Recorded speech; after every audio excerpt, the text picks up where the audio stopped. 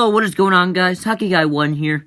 Welcome to my review of Star Wars Attack of the Clones. So, Star Wars Attack of the Clones is directed by George Lucas and stars Hayden Christensen, Addie Portman, Ewan McGregor, Frank Oz, Christopher Lee, Samuel Jackson, and Ian McDermott. The story is about the Separatists, which are pretty much trying to assassinate Padme.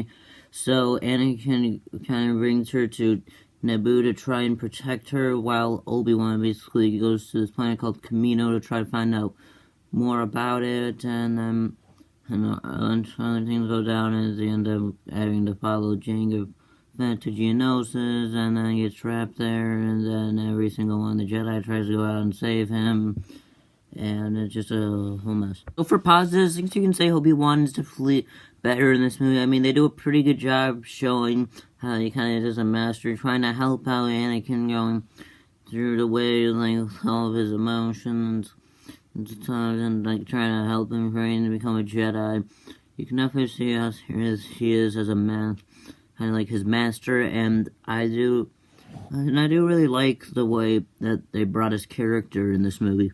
And Ewan McGregor and Christopher Lee did do pretty good jobs in their respective roles. As Ewan McGregor, of course, is Obi-Wan again, and he did a pretty good job with the character, kind of like feeling with it, trying to make the lines look good. Same thing goes for Christopher Lee as Count Dooku, as he did also feel like his character, as he did do a pretty good job with line delivery, despite the fact that the lines were pretty bad. I guess the Battle of Geonosis was probably like the most entertaining thing in this movie. It's pretty much one of the only entertaining things in this movie, to be honest, as it is pretty entertaining for what it is, as it does kind of like keep you into this movie, kind of, even if some people, most people honestly probably fell asleep at this point. But I do think it's a pretty cool thing to see all these Jedi in action. That's about all my positives, to be honest. Now, with that said, it's time to get into my negatives, which there is a lot to this movie. There is the story, which is pretty much a complete mess. I mean, it just tries to do too much into one movie, which always kind of causes a problem with this movie. I mean, they try and stuff in so much into one, and it doesn't really work. I mean, just this whole assassination thing, trying to protect Padme, Obi-Wan kind of like going on Kamino, trying to find out more, then kind of like introduce the clones, but then they do all this Geonosis stuff that doesn't really make sense or connect to the story at all. I mean, it's just all over the place with way too much stuff piled on top of each other to create a consistent story. Structure is an absolute mess. I mean, it kind of starts out with the first act, just pretty much just like Padme gets back to Coruscant and is getting haunted by Jango Fett, and pretty much just they have to try and protect her. After that, then in the second act is where all the main plot kind of comes in, where Anakin has to protect her on Naboo, and Obi-Wan doing all this crap on Kamino, and it just kind of comes ridiculous. I mean, it doesn't even make sense to like have Obi-Wan kind of like investigate into a clone army. I mean, this was like a movie that's supposed to be about protecting Padme, but they kind of messed it up by not really investigating much about it and just kind of going straight to the clone troopers part because they realize what the title's name is. And then there's the third act, which is pretty much just nothing real special. I mean, it just doesn't connect to the other two acts. I mean, it goes to Geonosis, where they have kind of the big battle, and then the lightsaber duel between Count Dooku, and it's just a complete mess, to be honest. I mean, then there's the ending, which kind of ends with Anakin and Padme falling in love and marrying each other, and pretty much that's just a bad ending for this movie. I mean, it just doesn't really work because the love story is barely focused on, which is something I'll get back into later. Pacing is just awful. I mean, this movie feels like it never ends because not only are they piling up so much stuff on top of each other, but with all that stuff put on top of each other, nothing much really happens with all that stuff. I mean, it's mostly with all that stuff just a bunch of political garbage that It's just a bunch of negotiations about stuff like the Padme stuff is really boring. Like, the love story just barely really progresses, and it just makes it really boring. And then all the Obi-Wan stuff, most of that is just political garbage and just really boring, to be honest. I mean, it's just political garbage that doesn't really need to be in this movie. Dialogue is just completely terrible. I mean, lines like, "I don't like sand. It's coarse and rough and gets everywhere." And other lines like, "I killed them all. Killed them like animals. Not just the men, but the women and children too." Like, and it just doesn't even make sense. I mean, it's just unrealistic. It doesn't even sound like anything. The worst thing about this is these were kind of set in a love story, so it doesn't even make sense that they would end up being together with how unlikable those kind of lines are, and just how terrible those lines sound out loud. It just doesn't really work. I mean, they don't make sense for the moments that they're in, and it just feels like they just needed dialogue for the scene, so they just did that. Anakin's character is just written so poorly. I mean, they don't really do much. I mean, he's just very whiny throughout this movie. I mean, he's just kind of a little kid kind of complaining about how stuff's unfair. I mean, is this supposed to be our main protagonist that's going to become a villain later on? And it just makes it so you can't take him seriously. Yeah, I mean, it's just really stupid that they do this with our main character, and then there's how they end up making him just kind of like slaughter all these Tusken Raiders after killing his mom. And this is like the closest thing to like the dark side intention that they had in this movie. That even didn't even make sense. It just looked like he was just being childish. I mean, that's the biggest problem with this character in this one. He just feels like a child throughout this movie because it just, some of the things you have to say and he acts, and he barely grows to the end of the movie.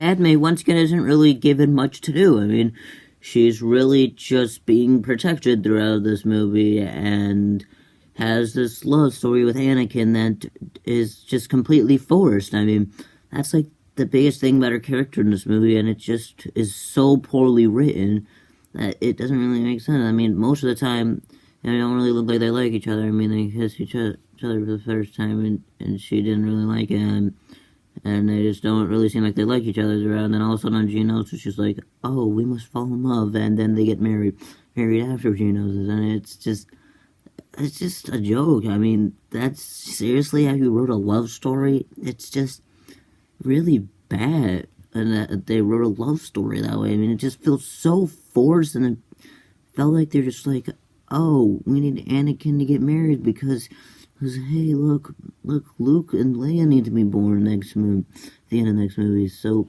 they'll just do that instead of writing a legit love story." It seemed like that was George Lucas's mind while writing this story, and it's just doesn't even work out well at all. Mace Windu is supposed to be an important character in the plots of this movie and the next movie, yet he doesn't even seem to do much in this movie. I mean, most of the time he's just either sitting down and talking politics, but then when he actually does something, it just kind of showed how arrogant of a character he is. He just kind of rushed all the Jedi to Geonosis to try and save Obi-Wan, which is just kind of it's pretty much epitomizes his character, just very arrogant, which I don't really like how they made such a master have that kind of character trait, yet he doesn't really do anything throughout the movie, which doesn't really help out his character at all. Count Dooku is basically just like Darth Maul. I mean, he basically doesn't do anything until you get to Geonosis, where we finally meet him, and that's like almost an hour and 30 minutes into the movie, and he doesn't even do anything in this movie. He's not intimidating. It just feels like a filler villain to get through the prequels. That's about it. I mean, he's nothing special. He doesn't really do much. I mean, coolest thing about him is he has Force lightning and he has dark side powers. I mean, what else other than that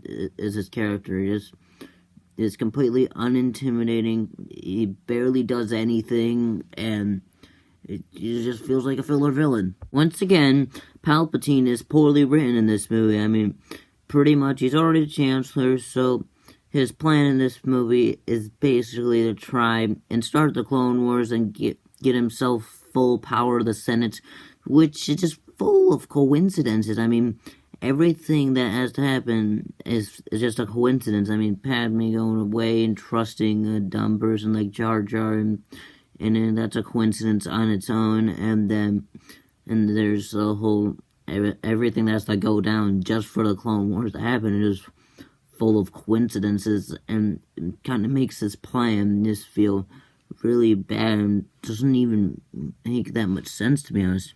Hayden Christensen did awful in his role as Anakin.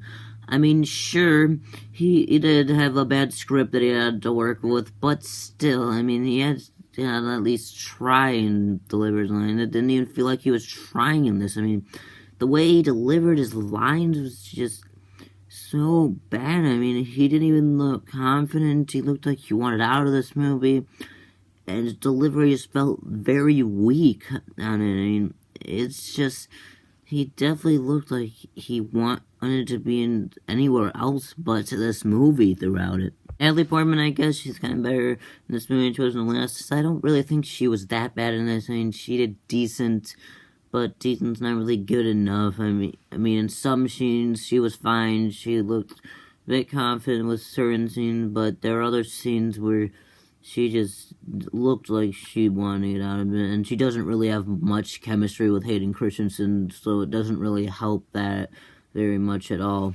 Lightsaber duel between Anakin, Obi-Wan, and Yoda against Count Dooku is just very bad. I mean, it's just absolutely nothing special. It's just hitting lightsabers, oh, Obi-Wan comes around now, and then Anakin gets two lightsabers, he gets his arm chopped off, and then Yoda kind of comes in, which it seems like that could be interesting. I mean, it's just force, bring a bit of a force battle, and then all of a sudden, Yoda rips out his lightsaber, and it's just a bunch of god-awful looking CGI flips from Yoda, while hitting the lightsaber. It's just a very bad lightsaber duel. It also definitely seemed like they just put it in there just because, oh, it's a Star Wars movie, we need a lightsaber duel.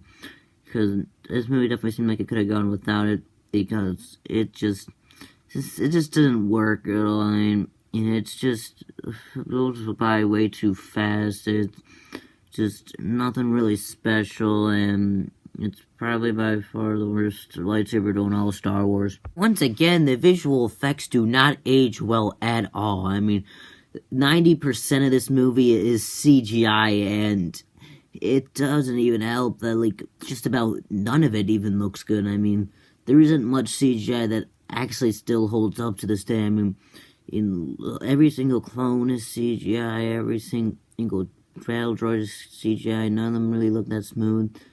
And then there's some backgrounds, like the whole planet Geonosis, that just looks really fake and unconvincing whenever it's on screen. And there are other kind of CGI, like other characters there's skin tones that do not really feel smooth or even look smooth, as it's just kind of a mess to look at. I mean, then there's just Yoda, who was completely turned into CGI in this movie, which, I mean, I don't really agree with to begin with, but I guess you had to because of the flips. But still, I mean, I still feel like they could have done better with the design, as it doesn't really look that much like a puppet. I mean, they could have done a better job making it look more like the puppet, and kind of make the flips look more convincing, like I mentioned earlier. Cinematography is just awful. I mean, there are so many bad camera angles in this movie that it's just ridiculous. I mean,